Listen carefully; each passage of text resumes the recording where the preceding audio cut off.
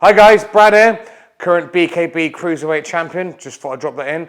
Today we're going to go over my first ever BKB bout and how I set the knockup out against Andrea Lovli.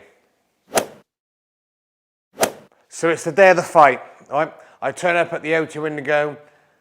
Not quite the O2, but it's still at the O2. It's like, you know, a little shed to a massive mansion, but it's still a great venue, 2,500 people or something. So I turn up, I'm a little bit nervous, I'm not gonna lie to you. I'd never fought on a show, well, purely a big BKB show. This is the first big show I fought on since the UFC. I had no idea what to expect. Bit of a free ball. So I'd done the weigh-in, luckily me and Andre, lovely guy, we both decided we're gonna weigh in a little bit heavier at 100 kilos instead of 98. Turns out we would have been allowed to be 101.6. Makes a difference. We both weighed in, perfect, shook hands. Joe's not there, he's getting his fanny tightened up and some liposuction, getting his hernia done. It's just me, Stu, Danny, and a young kid, I forgot his name. So we're walking out, we're getting all excited. I think I was first out, which I was quite annoyed about. I thought I'd be second, because I normally think the second's the favourite. Introducing first, in the blue corner, representing Melksham, making his BKB debut, Bradley the Bear Scott! The ref says, I don't get paid enough to wrestle with you guys. I don't get paid enough, or good, because I have to put you on your ass, suplex you. I'm not getting paid enough to wrestle you big fuckers about. Keep it nice and clean, I don't get involved. Keep your hands closed, yeah? No hitting and holding. I will take a point if you start hitting and holding. Good luck to you both. In your corner.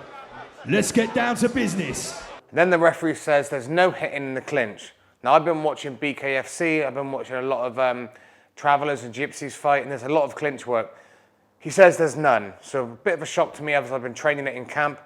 But, do you know what, for this guy, we'll just leave it as that, and we'll come straight in. He comes out, not very aggressive, I come out very aggressive. I start closing him down, and I actually quite struggled, because he was quite a bit taller than me.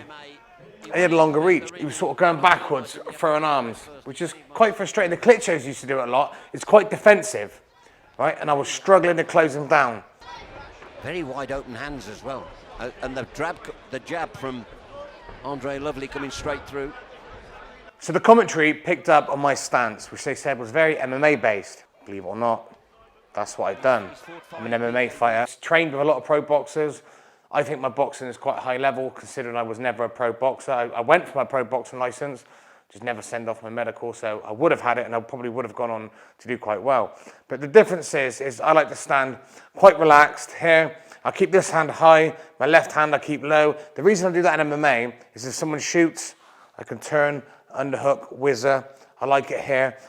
And also it just feels like I can see more if I'm here and I can stay long. When I get closer to my opponent, right, I will raise my hand. I won't stand in the pocket like this. I will bring it up a bit closer and tighter so it's easier to move and defend and parry. I'm not going to say they were criticising me too much, but there was a little bit of critique in there. And then about 3 seconds later, I knocked the guy out. It's just his style, yes. Tom with Lovli, you know, he's bouncing. It's a little bit jittery, but I think that's just his style. And he's trying to draw Scott in. Anyway, let's go back to the fight. He was throwing weird shots at me, and I was trying to catch him with a nice strong jab, a nice check hook. He was throwing a few wild shots back. I think maybe 1 or 2 landed, but not clean. Whereas I think I landed 1 or 2 that were quite hard. I remember landing, I think it was a real long check hook, and I think it sort of rocked him. It might have even caught his nose. Loads of power, missing at the moment from both sides. Not a lot of power, but they're scoring shots. And what I was trying to do was get him to bite, get him to react. So what I wanted him to do, because he was going backwards, I needed him to commit to something. So I started throwing feints and jabs, trying to be as random as possible. So 1, 2, 1, 2, 1, trying to get it out, because I wanted him to react. What I wanted him to do was, as I faked the jab or threw a jab, I want him to retaliate straight away. So if I come here, jab, I pull back. He comes to something, or even if he just transfers his weight forward, I then want to come back with a combo. And that's what I've been training in my camp. And luckily, in this fight, it worked out quite well because I got him into the corner, I closed him off, I come in with a strong jab, I then backed off, he leant forward. It wasn't so much he reacted and come forward with a counter, and then he comes forward, he just leans back from the jab, leans forward just as I came in. Swelling under Lovli's right eye there, I think it is, Tom. Yes. That's it. Scott just stalking Look him. at his stance. Good though. jab from Scott. Good Oh, shot. great shot from Just about to say good jab, and then he came Bradley straight Scott. to it. And as I came in, 1, 2. And I think I missed the jab, but the right hand only landed right on the end of his nose. Scott just stalking Look him. at his stance. Good though. jab from Scott. Good shot. Good jab from Scott. Good. And then it spread it all the way around. I don't know if it knocked him out or not, but I can imagine it caused high amounts of pain. Great shot from Bradley The Scott. backhand, the right hand, straight through the middle of the guard.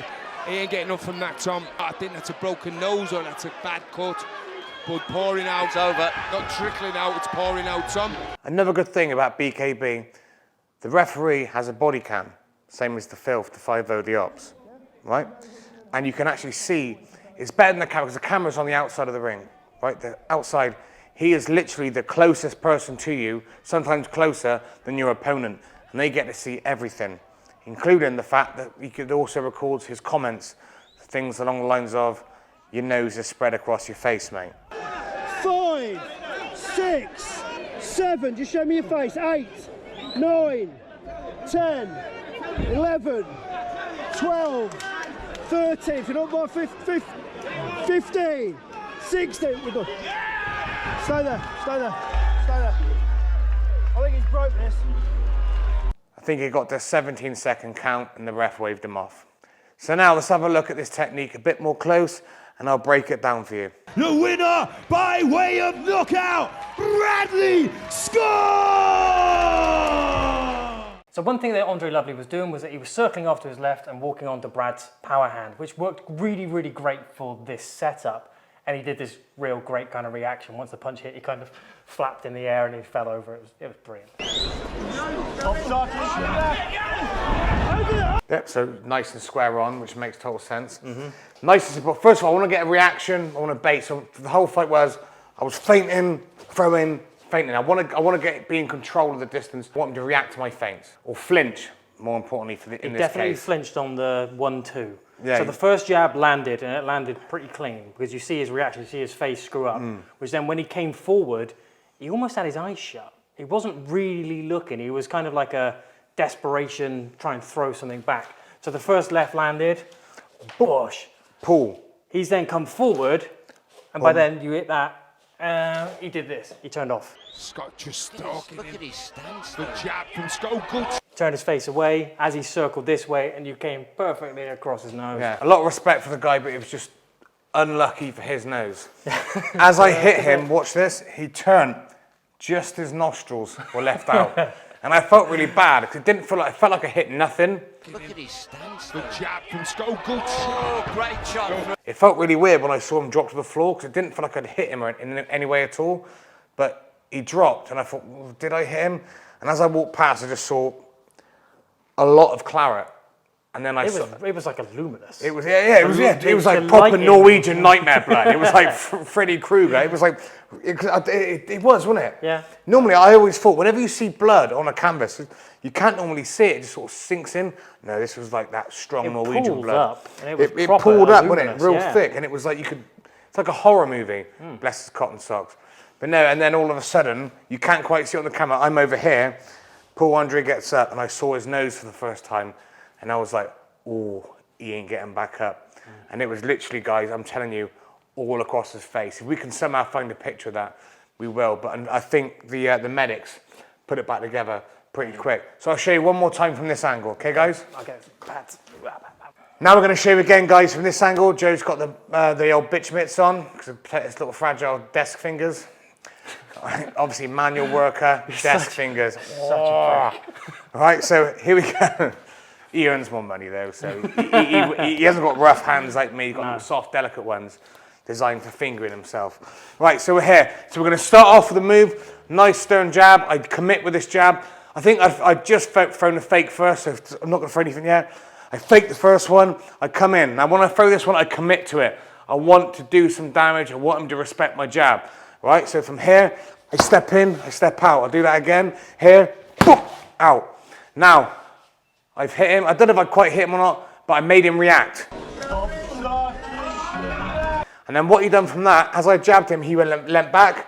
He then come back forward.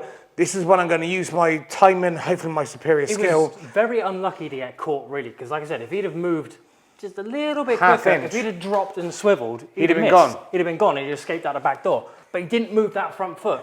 He just kind of leant forward and turned, and just left his face If he perfectly just open. brought his shoulder across, he'd have been fine. Yeah. Look at his stance. The jab from Skull. Good Oh, great shot. So All he had to do, guys, was bring his shoulder across. But precisely the point. He didn't, so this is the point. So I throw in the first one, here. Now he's leant forward, now this is what I commit. Then I go 1, 2. I reckon that's probably as hard as I hit him, actually. I'll do it again. 1, back, here. Boom. That's probably as hard as I hit him, for real. Look at his stance. The jab from Skull. Good Oh, great shot. So I was too scared to hurt my own hands. But And I still. didn't want to get out of breath. But still, you wouldn't want to get So, hit with it. I wouldn't want to get hit by one of my punches either. Well, the results were true. It spread his nose across his face, Yeah. put him down, and Andrea Lovli lost his debut to Brad's debut. Now we're lining up our next opponents as well. So anyway, guys, I hope you enjoyed the review for Brad's first BKB fight and his first knockout in the sport. And we have another fight coming up on the 29th of July of this year, obviously, if you're watching this in a couple of years' time, whatever. 29th of July, London O2 Indigo Arena against Kevin Greenwood. It's your title defence, isn't it? I'm defending Defending my the British British title. title. And then I think I got that, what's that little fat bitch called? That fat one, what's his name? Daniel Podmore. Yeah, that fat one. And that said then I you- have the Russian. Yeah, yeah. So we're going to beat the piss out of Podmore, and then we're going to take the world title from Ahmed. So make sure you subscribe to the channel, guys, like the video, and make sure you check back for another one. And hopefully there'll be some more gold around this man's waist very soon. And don't forget, guys, also... Oh, fuck's sake, you got me again.